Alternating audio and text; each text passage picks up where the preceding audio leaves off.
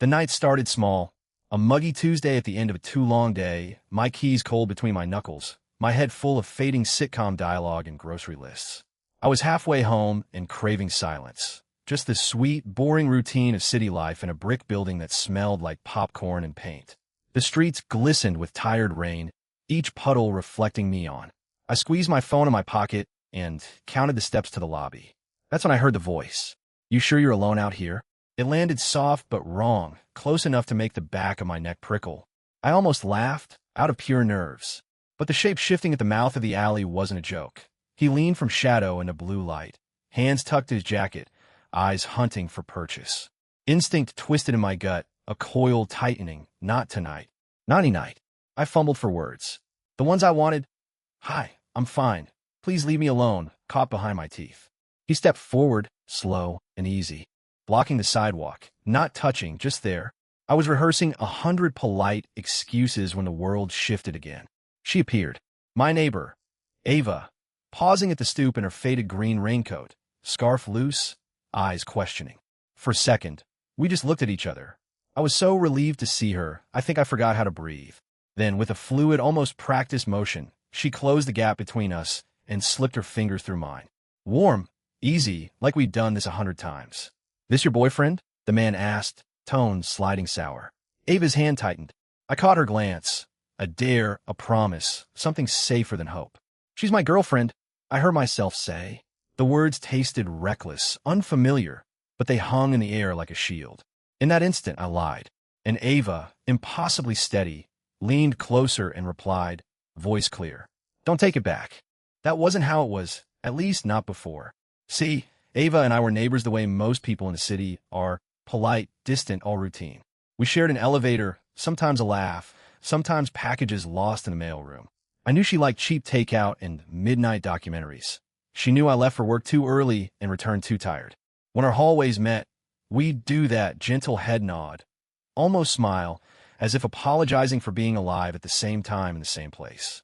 Sometimes, when the weather was honest and the sky clear, I'd hear her laugh with friend from behind her door. 3 knocks, a whir of keys, the chime of mugs. Hers was the kind of laughter that traveled. Broad, no strings, always a little out of place in our quiet building with its old pipes and worried radiator. I didn't know if she noticed me much.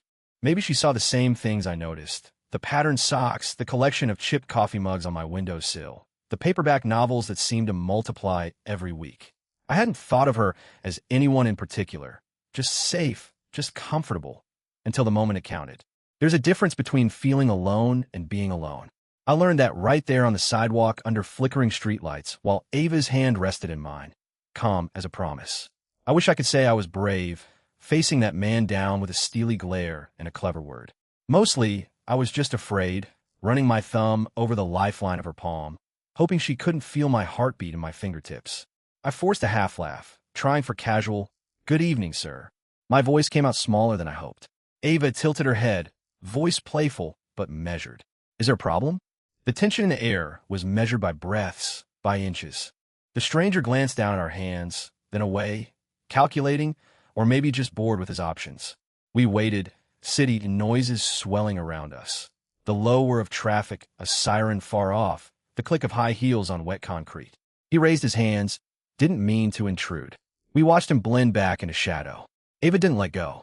Even after the danger felt less sharp, she held my hand, as though that was as normal as elevator rides and mail mix-ups. I realized I hadn't said a word. Or no, that wasn't true. I'd said one very big word. Girlfriend. My cheeks burned. Did she feel the lie? Did she wanna? We walked toward the lobby.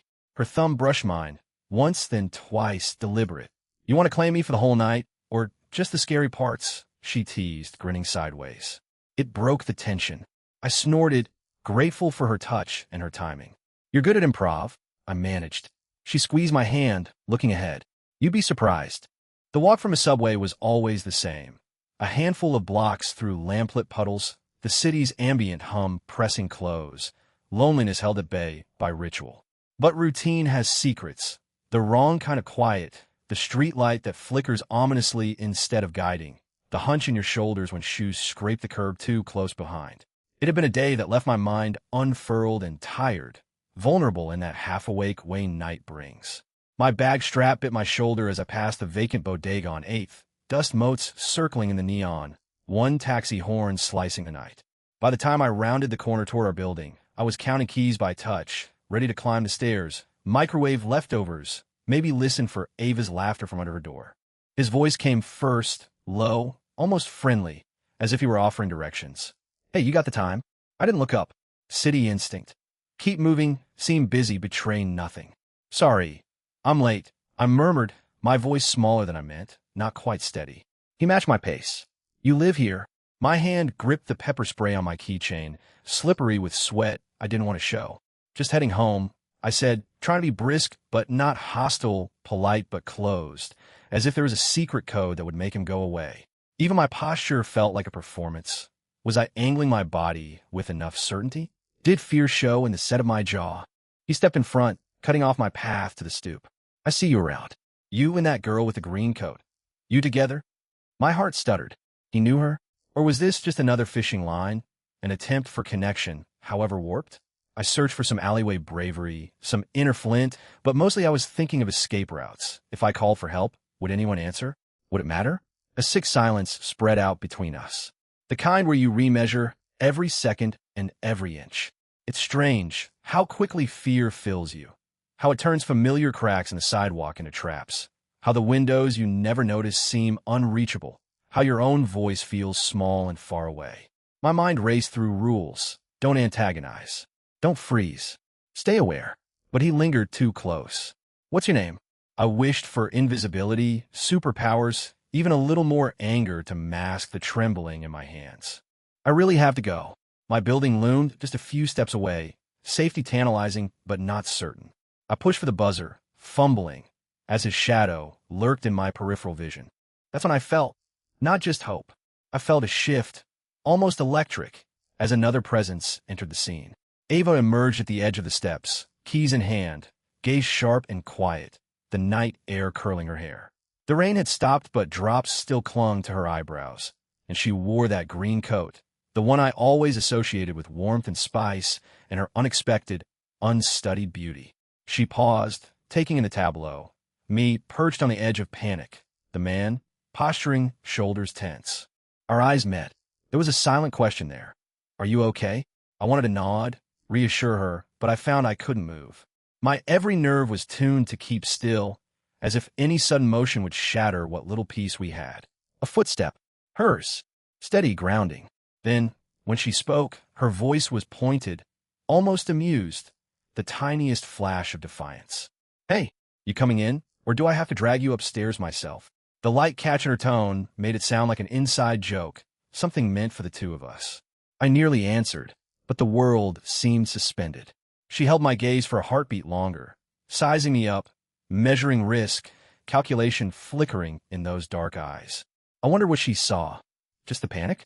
Just her awkward neighbor? Or something worth stepping toward? For a split second, she seemed undecided. Would she play along? Or keep her distance? But then she did something unexpected. She took another step closer and reached out, slow and deliberate, hand offered not just for show, but as a lifeline. She turned her face, nearly expressionless, but her jaw set defiantly. Her hand brushed mine, and I understood the offer. Take it. Let this be real just for now. The man gave a slow glance, trying to decipher our history, or maybe calculating if we were trouble. Ava arched one eyebrow and looked him over, unimpressed. Well, she said again, this time softer just for me. Her hand remained out, steady, palm up, a question and an answer all at once. Time slowed. My pulse hammered as I laced my fingers through hers. The gesture felt enormous, almost reckless. For the first time all night, I felt a line drawn in the sand, a border between me and him, between fear and something stubborn and alive.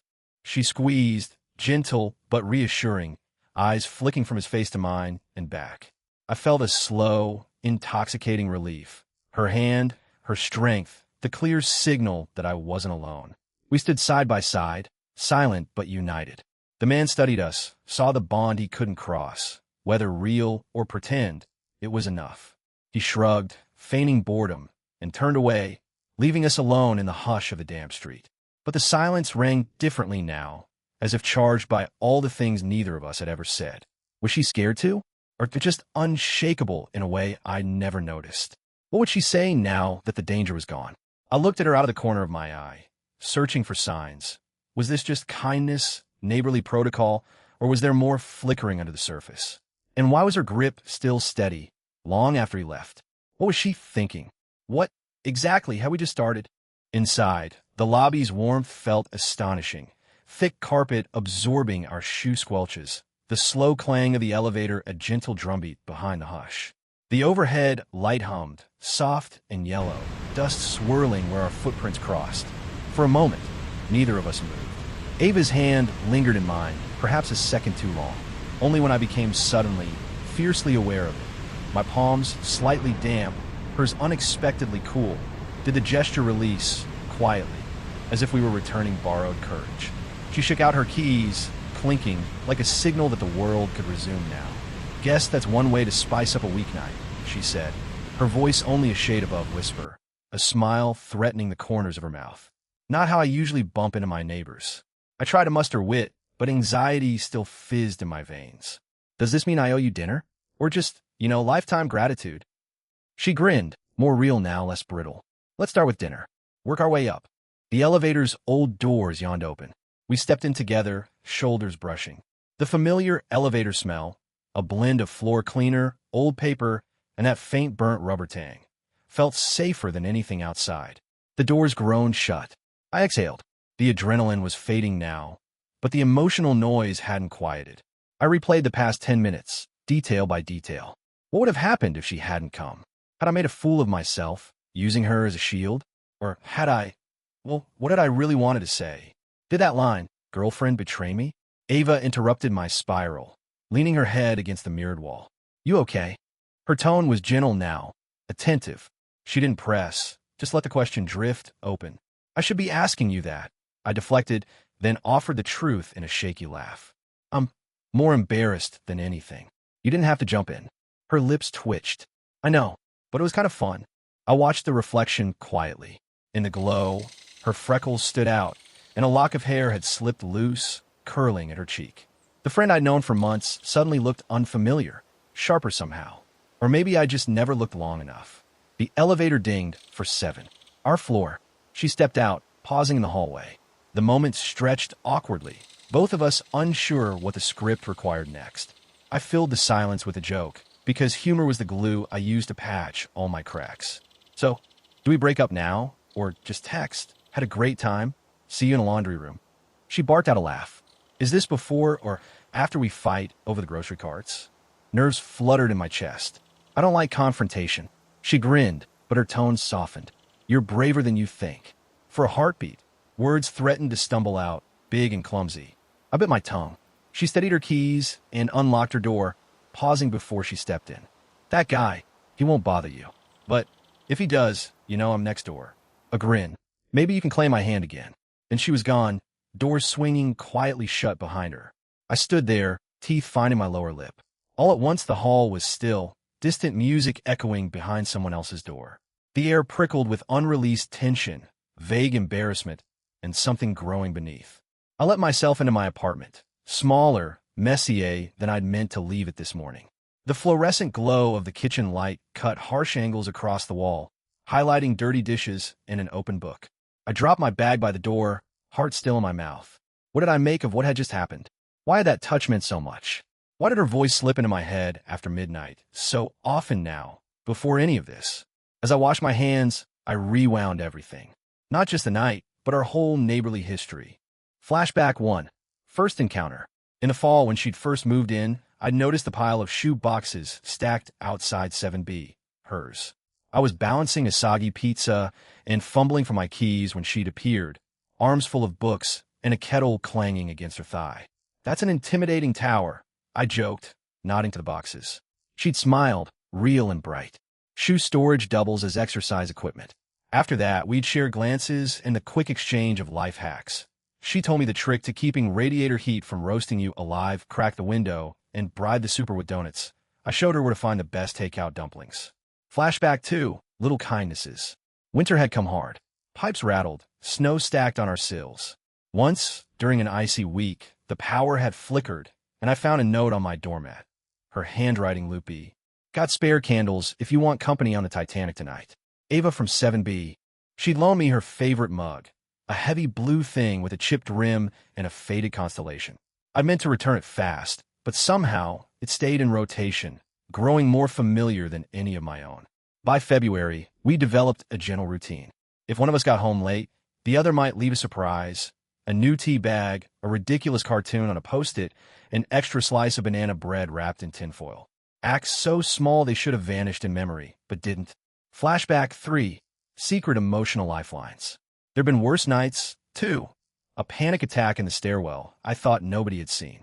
She'd watched me from afar, didn't crowd me, just left a lemon drop on my door with a doodle of a cat under a thundercloud. Sometimes we'd chat at odd hours. Once, outside the laundry room, surrounded by the sour smell of detergent and dryer heat, she confided about her dad's cancer. I nodded, unsure how to be comforting, but feeling for once like my silence had value. But never, ever, anything like tonight. Back to now. Tension, confession, and humor. The hallway felt dilated. I wandered through my living room, restless. The old sitcom on the TV was background noise. My phone buzzed. A text from Ava. Hey, just checking. Did my dazzling performance earn me hero points? Or did I embarrass you so bad you're moving out? Her humor unspooled the knot inside me. I replied, no chance. You're my favorite security guard. Well played. I stared at the screen, about to set it down, but my thumb hovered. Did she know? Had she guessed at the undercurrent? Or was it just a joke? The phone buzzed again. You sure you want to claim me for the night? Or is that just a break glass in case of emergency thing? She had a way of pinning me between blush and laughter, of making what was almost tragic feel like comedy. Something manageable, shared. I answered lightly, fingers trembling only a little. Guess it depends. What's in the neighbor-girlfriend package? She replied with an audio clip. Her quiet laugh, the muffled rattle of her keys. World's shortest relationship. We've already survived our first crisis. Want to renegotiate? My own laugh startled me. Real, chest deep, the sort that comes when the world almost went wrong and then didn't. I peered at the window, the city blurring behind droplets on the glass. My fast-beating heart was a metronome, counting out everything unanswered between us. I considered regret. Should I have just told the truth? Was using her as a haven unfair? An unspoken violation of trust? If another neighbor had stepped out, would I have claimed them? I knew deep down the answer was no. A knock at my door made me jump. I opened it to find Ava, holding 2 cans of ginger ale, eyebrows up, energy uncertain. Peace offering for the world's most awkward hallway confession, she said. I let her in, closing the door softly. We sat on the edge of my sofa, drinks sweating between our hands. So, she began, eyes twinkling, first rule of fake relationships. Total honesty, right? I smirked. Isn't that how real relationships fail? She laughed, a small, startled sound. Maybe, or maybe that's how they survive. There was again, the magnetism, the space between us shimmering with possibility and apology and some kind of courage I hadn't practiced in years. I blurted, I didn't mean to put you on the spot. With the whole girlfriend thing. She twisted her can. Make you a deal. Next time some creep's being persistent, you can call me whatever you want. As long as I get to do the same back. I looked at her sidelong. Deal. But only for creeps. She held out her fist. I bumped it because words felt like holding my breath. In the quiet, a passing siren spelled nostalgia, like we'd both crossed a threshold. Not lovers, not just neighbors, but conspirators, maybe more. The emotional tension didn't so much dissipate as settle. I realized I liked where it landed. Somewhere between a lie, so bright it might be true, and a truth waiting for the right moment. She headed for the door, pausing again. Door's always open for you, she said, and I heard the extra meaning, hidden just under the line. When she left, I lingered at the threshold, fingers still tingling from where her hand had fit so easily in mine. I wondered what she was feeling back in her apartment, if she pressed her palm to her chest, if her heart was still racing too. And I wondered, for maybe the first time, what it would mean to tell her how I really felt. It's amazing how a single sentence can rearrange the contents of your heart. The world had already gone sideways with Ava's laughter spinning out in my living room. Our hands awkwardly close, cans of ginger ale huddled like neutral parties on the table. I kept replaying her voice in my head. You sure you want to claim me for the night? Playfully tossed, but echoing with something deeper, almost dangerous. I was still trying to calibrate normal as I walked her to the door, That soft conspirators pact between us both too much and not enough. The city had quieted, traffic dissolved to a distant murmur, someone's TV warbling through thin walls, rain making patterns on the windows. She put her hand on the doorknob and turned back, eyes honest for once. No joke ready, nothing glib held between her teeth. You know, she said, that could have gone a lot of ways. You handled it. I tried to laugh it off. You may handle sound heroic. I just panicked in the right direction. She let the silence gather for a moment, like she was searching the space for words that wouldn't run away. The line between real and pretend, between neighborly ritual and something unspoken, tightened to a wire barely holding. Her hand hovered, almost reaching for mine again. I liked it, being claimed, even if it was for show. She drew herself up a little, suddenly serious. Don't take it back. I opened my mouth, but whatever I'd meant to say scattered before I could catch it. Something about her eyes, clear, almost challenging, pulled at all the secret places I'd spent months hiding from. Was it really just for show, Ava? A pause. Her answer, measured and steady. Was it for you? My stomach fluttered, half alive, and I realized the question was a trap and an invitation. I could choose easy comfort, the safe retreat back to our usual hallway jokes, the gentle undoing of the night. Or I could leap and risk turning our quiet partnership into an uncertain, undeniable wanting. I stared at her, really saw her, for maybe the first time, stripped of all the little armor and habits. You scare me, I said quietly, embarrassed but honest. Not because of what happened, because, before tonight, it was easier to pretend I didn't care what happened to you. I could be your neighbor, your comic relief, your late-night grocery consultant. Now, I'm different. Or maybe it's just the truth showing up. She searched my face. In those seconds, I felt 14 and 40, eager and terrified, hands trembling with the weight of what I hadn't said. She stepped back into my apartment, just half a step, closing the space. You want to take it back? I shook my head once. No, I don't. I want to claim you for more than just the scary parts. The courage felt foreign, but it floated out anyway, and I let it land in the space between us. I half expected her to laugh, to dissolve the moment with one of her good-natured punches.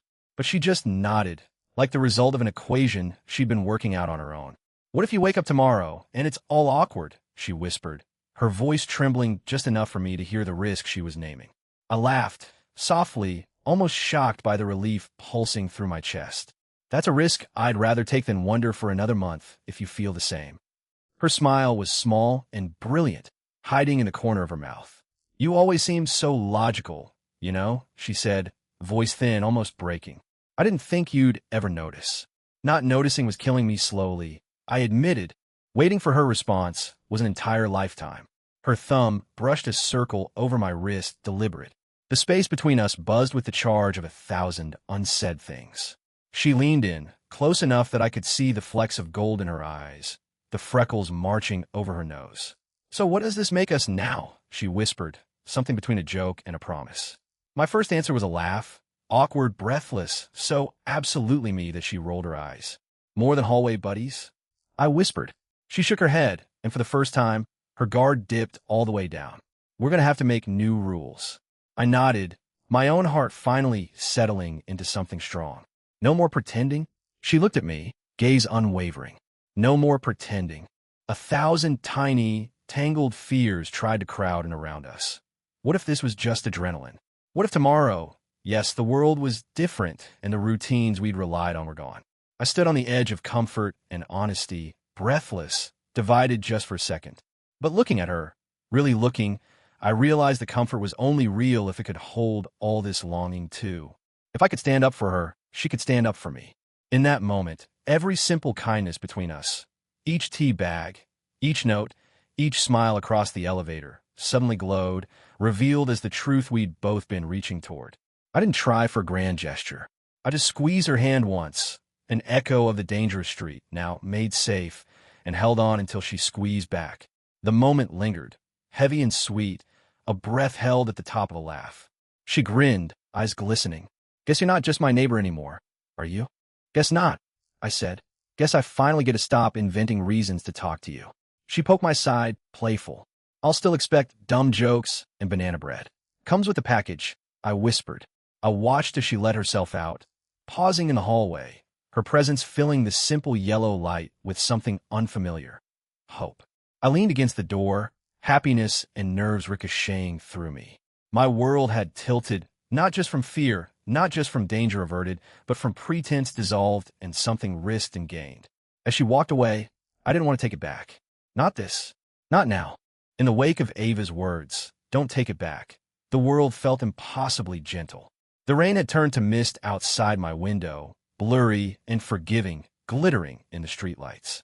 My apartment had somehow changed shape. The ugly lamp now cast a golden halo. The coffee table was a stage, the hum of the refrigerator suddenly companionable. I walked slowly through the rooms, feeling for any part of my old routine that still fit. It was tempting to text her, to break the fragile air with something funny, or safe, or clever. But I didn't want to touch the moment. I wanted to let it settle. I made tea. I ate a cold leftover dumpling over the sink and smiled at how good it tasted. I replayed every look, every shrug, every brave, dumb sentence. Eventually, I found myself by the window, forehead pressed against the glass, watching the wet city pulse with light. A siren floated by, thin and far, slicing the silence but never reaching us. All I felt was the echo of her hand in mine and the truth humming under my skin. I didn't sleep much. Instead, I drifted through memories, through hope, through that sweet ache of after. Sometime after 2 a.m., a light flicked on in Ava's apartment. I watched the rectangle glow and imagined her brushing her teeth, tossing her keys on the dish by the door, maybe laughing to herself about everything that hadn't happened and everything that might. When morning finally came, it came slow and golden. For once, I didn't dread the day. I showered, burned my toast, scrolled endlessly through my phone, rereading our text from the night before. I kept thinking of that first shy note she left me last winter, how even then it had felt like a door opening, how none of it was ever really accidental. Just before noon, a gentle knock, two short, one long, broke the quiet. My heart did its ridiculous dance. I wiped my hands on my jeans and opened the door. Ava stood there, hair pulled up in a lazy knot, coffee in one hand, a bakery bag in the other. She gave me a look, half apology, half dare. "I brought peace offerings," she said, waving the bag, in case of sudden buyer's remorse. I laughed, suddenly nervous for no reason at all. "You brought carbs. That's immediate forgiveness." We settled at the kitchen table, the city outside humming with new possibility, the awkwardness of the night before eroded by butter and cinnamon. The air was full of questions, but neither of us rushed to fill them. I traced the rim of my mug, gathering myself. "About everything, last night, I started, but she cut me off with a wave. "Last night was good," she said simply, voice quiet. "I don't regret a thing. Except maybe the part where we both pretended it didn't mean anything. I'm sort of done with pretending. If you are." I looked at her, the bold slash of her smile, the soft uncertainty in her eyes. I wondered how long she'd been carrying her own secret waiting for a crack in the surface, just like mine. I understood now how a handhold could change two people forever. "I'm done," I said, my voice steadier than I expected. "Let's see what happens, okay?" She nodded, the relief bright and raw in her face. "Okay." We sat together, not talking, forks scraping gently on plates, the city moving on the other side of the thin glass. Her foot tapped mine absently under the table, a casual, perfect contact that made my chest go light. Soon she had to go. She stood, slow and comfortable. "I'll see you tonight. Count on it." She left her empty mug next to mine, a blue and white constellation, and smiled before she stepped into the hallway. "Don't lock me out." I watched her go and felt the first seeds of something strong settle in the quiet she left behind. There was no dramatic music, no grand pronouncements. Just a gentle closing of doors, a flash of her green coat, a heartbeat steadier than before. After all the routine and all the fear, the ordinary day was suddenly, unmistakably new. Sometimes the most important relationships begin with a simple act of bravado, and a truth we can't quite admit out loud. I used to think safety meant keeping to myself, keeping quiet, letting every story pass by from behind a closed door. But that night, a single handhold turned comfort into courage, and a lie into something that felt real. I wonder how much of our lives we spend waiting for a moment that dares us to cross from pretending to possibility. Have you ever let something unexpected, and maybe a little bit brave, change the way you see someone? Tell me your story in the comments. I'd love to listen.